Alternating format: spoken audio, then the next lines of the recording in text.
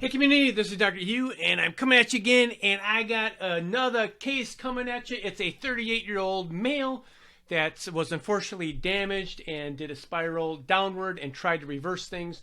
And he's actually done a pretty good job reversing things, but then he's come to me because he wants the very specific plan, a guided plan to get him out to where he's at. So he had some labs a few months ago, and then we just took some new labs. I'm going to compare and contrast these things and kind of show you the things that were missed and were undiscovered. But one of the things, just to let you know, is he completely changed his lifestyle from when he got damaged until now. So these labs were, I think, were taken in October of 2021. Today is February 15th of 2022, just to give you a reference of the time frame. And he came aboard about 4 weeks ago, and we just got these labs back. So what I want to go over is he has a plantar fasciitis pain, Achilles pain, painful feet, neuropathy, widespread frailty, weakness in tendons, and hypersensitivity to everything, feeling like he's an old man. So let's go over these labs. I want to kind of go over the highlights here, because there's actually a lot of cool things that have happened for him just changing his diet, but it's not enough. He needs a very specific guided plan, which we're going to put him on or have put him on. So first thing here you're going to see is A1C. So his A1C, you see this is November, okay, November 22nd. And then these were just taken in the beginning of February of 2022. Now this is a huge improvement. A1C is a marker of 90-day blood sugar. Here you can see here he's actually pre-diabetic. Here he's in the sweet spot. So he got that under control. That's good, but still having problems because there's missing links here. Here's vitamin D. Here's where he started, 39. Here's where he's at. When we test him, 46. I like to see vitamin D around 80. So that's something that we want to work on. Here's another thing. This is fasting insulin. So he didn't have this tested. So this is 9. I like to see this between 5 and 6 functionally. So this tells us that he still has some sugar dysregulation problems.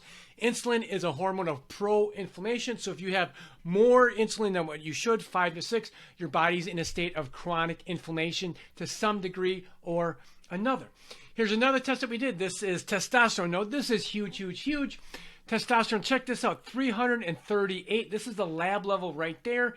And just after his lifestyle changes, went from 600 to 611. So went from 338 to 611, which is almost a 100% increase in testosterone. So men, if you're out there and you think you have low libido, you have you don't have full erections, you don't have morning erections, this is a problem. Just simply by lifestyle changes, by simply changing your food that you're eating, right, to get your insulin down, to get your A1C down, which is right here, all these things will affect your libido, male and women, but in particular, blood flow. So having his testosterone go from 338 to 611 is huge, and all this was due to lifestyle changes. I didn't even come in the picture yet, but now we're going to fine-tune things, and we're going to get him exploded and doing well. Now, here's another one. Here's vitamin D, vitamin B12, 546, 889. So you can see he's done a lot of stuff on his own, but he's still having problems. So that has to tell you, people need a guided plan. People need a specific guided plan to get well. Here's your thyroid hormone. You can see the levels right here, 5.9, 6.4. So this is better. It's higher. That's good. So that's improved. His C-reactive protein, which is an inflammation marker, cardiovascular risk, global inflammation. Here you can see where that was done. Okay, this is over a year ago. So this was 1.11, and now February of 2022 is 0.36. So that's a huge decrease in inflammation, but there's still problems, right? Now, we caught some very, very significant things, and this is where you need to go to a functional medicine practitioner. If you're out there suffering, give me a thumbs up. Like my station, because this is key. This is very, very critical. I have videos on this. This is high ferritin. So this is a smoking gun that we found. No one checked this. This is ferritin. So what is ferritin? Ferritin is an iron storage. Now, this can be elevated. Look at the left range right here. The sweet spot is we want to see this 40 to 80. This is the sweet spot. He's at 428. He's basically 10x 40 here, 10 times the amount of what normal healthy functioning should be. Now there's a little caveat on this, because some people say, oh well, that's an acute phase reactant, meaning that if you're inflamed, it will go up. Now all the markers that we've checked don't indicate that he has a huge inflammatory process. So this is the thing that we're looking at. These ferritin needs to come down. There's a whole protocol that we can do to decrease ferritin, and it's not simple. It is simple. It just needs to be checked and figured out and monitored. Now, if you have high ferritin, it's like you have your, let's say you have a bike outside and it starts to rain, it's going to rust. This means your body is literally rusting from the inside out. Imagine that, your body's rusting from the inside out. So if you have high ferritin, which is never checked, this is an indicator of rusting from the inside out, and you're going to have all these problems. If you're rusting, guess what? Your body's not going to get well. Now, if you go to my website here, or go to, I should say not my website, YouTube, you go to YouTube. Let me go to YouTube right here, see if I can bring this up. I know my screen is a little small right here, so let me see if I can bring this up. YouTube. If you go to my YouTube station right here, okay, you can't see my search bar, but if you search 𝗀𝗂𝗴𝗵𝗁 𝗚, you're going to put that in there. You're going to see my station right here, and these are my videos. And then if you come down here to the search bar, let's search.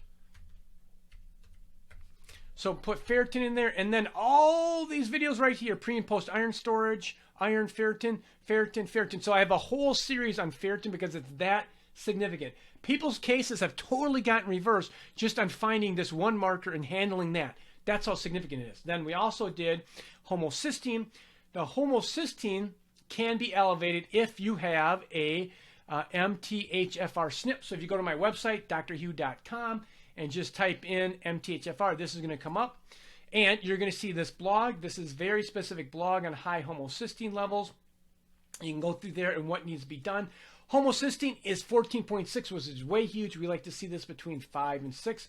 What does homocysteine mean? That means if you have high homocysteine, it's a surrogate marker for DNA replication. So DNA replication, meaning this.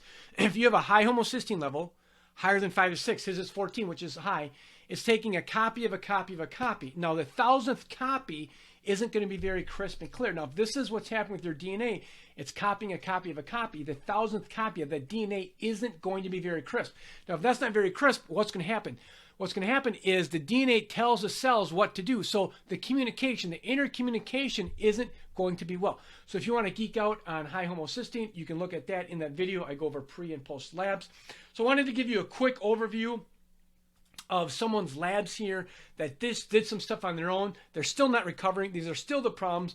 But now what we're going to do with a very specific guided program, we're going to get this fella going. We're going to get this guy healing better. So if you're out there, give me a thumb, subscribe to my station. Love you guys. And remember this, is where there's help, there's hope. Take care. Bye-bye.